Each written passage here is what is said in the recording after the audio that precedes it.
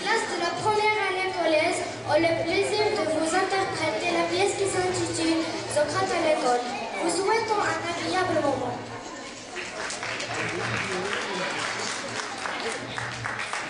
Socrate est un citoyen athénien du 5e siècle après Jésus-Christ, c'est-à-dire de la grande époque de Périclès, de Sophocle, d'Aristophane et de Platon.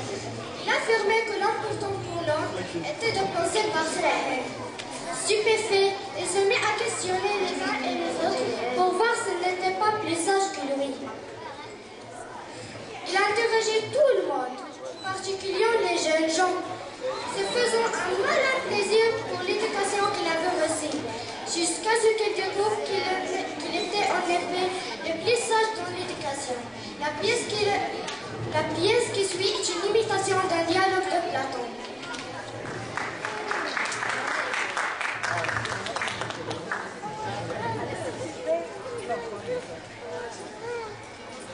Me permettras-tu, ô maître, à moi qui ne sais rien, d'entrer dans ton école et d'interroger des élèves pour qu'ils m'instruisent? Je suis très désireux d'apprendre. Certes, ô Socrate, si tu veux t'instruire, interroge les élèves tant que tu voudras. Est-ce que tu peux me désigner l'un ou l'autre des meilleurs pour qu'ils me disent des choses justes? Bien sûr, Socrate. Celui-là et celui-ci. Et cet autre aussi. J'ai beaucoup de bons élèves. Merci. Je les interrogerai tous les trois et je m'efforcerai de faire bon usage de leurs réponses. Mais surtout ne vois pas, ô Socrate. Sous prétexte de t'instruire, semer le doute dans les esprits. Je m'en garderai bien. Je vous laisse maintenant.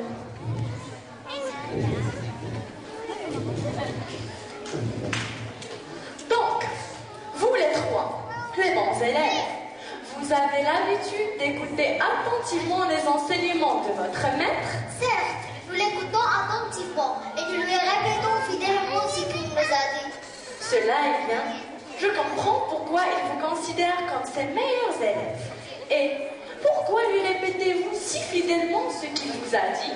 Mais tout simplement parce que nous voulons lui faire plaisir. Et aussi surtout parce que nous pensons que ce qu'il nous dit est la vérité. Je l'espère bien. Est-ce qu'entre autres, il vous a aussi enseigné l'histoire de la Grèce? Bien sûr. Ce qui fait que vous êtes définitivement instruit de tout ce qui est arrivé dans le passé. Oui, sans nous vanter, nous croyons pouvoir le dire. Je savais que votre maître était un bon maître. Mais voyons, pourriez-vous justement me citer au hasard un événement particulièrement important de notre histoire? J'aimerais en être informé. Cela nous est facile. La bataille de Marathon, par exemple. Oui, Marathon. Et bien qu'on remportait là une grande victoire sur les barbares. Et Mission, si je me souviens bien, était à la tête. Et moi, je me souviens encore de ceci. Le coureur qui apporta à Athènes la nouvelle de la victoire y arriva d'une seule traite. Mais il mourut d'épuisement en arrivant. C'est le maître qui nous a dit tout cela. Très intéressant. C'est un bon maître. Je suis heureux d'avoir été instruit à mon tour. Mais laissez-moi vous demander. Votre maître est-il certain de ce qu'il dit? Ou bien ne l'est-il pas? Je crois, Socrate, que c'est une question que tu ne devrais même pas poser. Bien sûr. Ou dans quelle la tête? Tout en sachant qu'il est sûr de ce qu'il dit, ça serait tout de même intéressant de savoir de qui votre maître le tient. L'avez-vous interrogé? Interroger? Pas le maître. Non, moi je n'aurais pas osé. Ce que je sais, il le sait. Bien sûr, mais il faut bien qu'il l'ait appris quelque part. Pensez-vous qu'il l'a entendu lui-même de la bouche de son propre maître? Ou peut-être l'a-t-il lu dans quelques livres? Nous ne le savons pas, mais sans doute des deux façons et en particulier de la bouche de son propre maître. Notre maître nous a toujours dit qu'il a été lui-même un très bon élève et qu'il a bien retenu les leçons de son enfance. J'en suis certain. Mais ne vous êtes-vous jamais demandé s'il était possible que le maître de votre maître se soit trompé? Cela m'étonnerait beaucoup. Nous ne l'avons pas connu. Mais un maître reste un maître.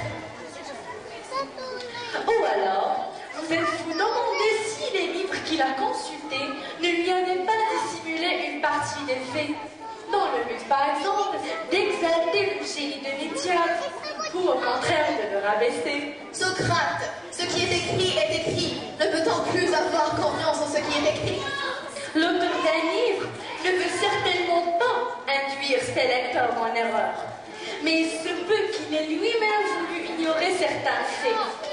Ou bien, dans le cas qui nous occupe, peut-être a-t-il voulu simplement honorer le peuple grec en magnifiant la bataille qu'il a livrée. Penses-tu, Socrate, qu'une chose pareille soit possible? Il me faut bien envisager qu'il le soit. Mais peut-être aussi votre maître a-t-il pu interroger l'un des survivants de cette bataille, qui par exemple aurait été lui-même blessé dans l'engagement, qui aurait assisté à la déroute des barbares. Celui-là pourrait lui avoir dit la vérité. Sans doute, tu as raison, Socrate. Là serait la vérité. De sorte que ce combattant de marathon ne serait pas aussi certain de la vérité. Veux-tu dire, ô Socrate, que même le récit de ce combattant aurait pu en toute bonne foi nous transmettre des choses qui ne seraient pas tout à fait exactes? Oui, mais ses compagnons auraient pu lui raconter que c'était passé. Autre chose, on dit généralement que les barbares se sont embarqués parce qu'ils avaient été vaincus. Et si c'était embarqué spontanément, parce qu'il y avait eu des troubles chez eux en Perse. veux-tu dire, ô Socrate, que la bataille de Marathon ne pourrait alors avoir été que pure invention pour la gloire de l'armée grecque? Probablement en se vantant un petit peu.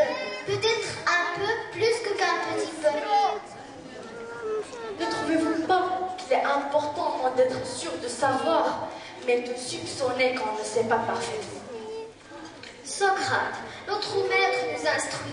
Mais toi, il semble que tu aies vu, pour quelques buts, de les désinstruire. Nous feras-tu douter du tout? Peu de monde, pour tout dire. La recherche de la vérité est une chose difficile et l'homme doit manœuvrer délicatement dans une mer encombrée de récits de l'erreur. Aussi, je vous dis, apprenez, apprenez, mais sachez toujours douter ce que vous apprenez. Mais que ferons-nous de la parole de notre maître maintenant? En vérité, cela m'étonnerait, mais à bien y réfléchir, ce n'est pas absolument impossible. Ne vous imaginez pas que je vais, moi, vous donner des réponses à vos questions. Je ne suis moi-même qu'une question en réponse à une question. Je vois t'entendre, et ce n'est que par courtoisie que je t'ai laissé arriver jusqu'ici. Mais cette fois, ô Socrate, tu as passé la mesure. En vérité, je te remercie, car j'ai eu le temps de bien m'instruire, même si tu ne m'as pas laissé le temps d'achever ma dernière phrase. Sous le prétexte de partage de connaissances, tu viens de porter atteinte à la renommée de notre école. Je n'ai rien affirmé, je n'ai fait que poser des questions. Justement, rien n'est plus subversif que la question. Je voudrais que tu ne sois jamais rentré dans mon école. N'ai-je pas parlé en conscience? Et que peux-tu me reprocher? Si tout ce que j'ai dit est faux, tu n'auras pas de peine à rétablir la vérité. Car ta parole est à droite et elle baisse d'un grand poids. Ils me l'ont bien dit. Ce qui est vrai, c'est que toi, tu es un grand correcteur de la jeunesse. Et de cela du moins, je te dénoncerai aux autorités. Levez-vous maintenant, le cours est terminé. Adieu, Socrate.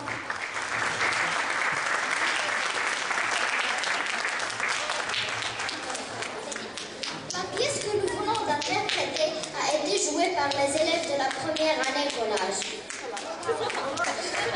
Pour le rôle de l'historien service Ayes Sihawi. Dans le rôle de Socrate, Ehsan Qasemi. Dans le rôle du maître, Kinzes Sifi. Dans le rôle du troisième élève, Kinzes Sifi. Dans le rôle du deuxième élève, Sana Rabbat. Dans le rôle des élèves figurants, Ayman Mihal. Et dans le rôle du premier élève, Dikra Webi. Bravo, Dikra!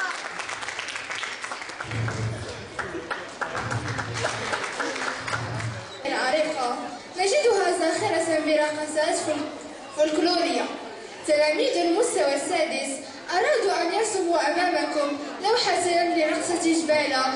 نتمنى أن تنال رضاكم.